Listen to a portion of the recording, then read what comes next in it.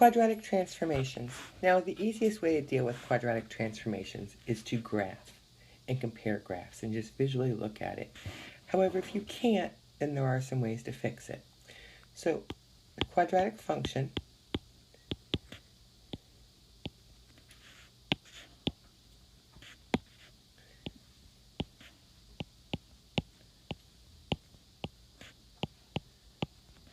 looks like that in vertex form. So when we talk about transformations, they almost always come in vertex form. So here's the things you need to remember. If A is positive, my graph faces upwards, like a U.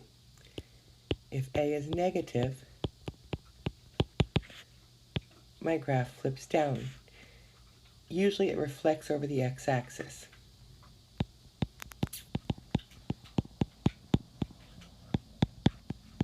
If there's no shift up or down. Now, when A is 1, I have the standard quadratic graph.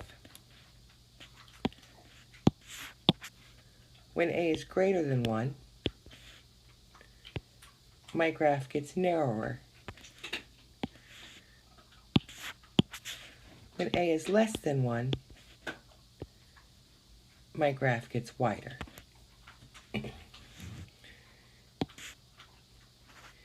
The next easiest one to look at is the C. When C is positive, my graph shifts up. When C is negative, it shifts down.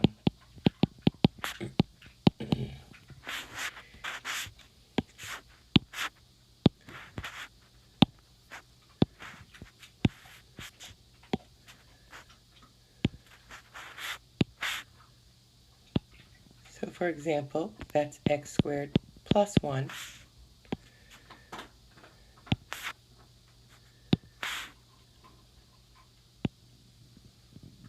that's x squared minus 1. So it's a simple shift up and shift down. If it's plus, it shifts up. If it's minus, it shifts down.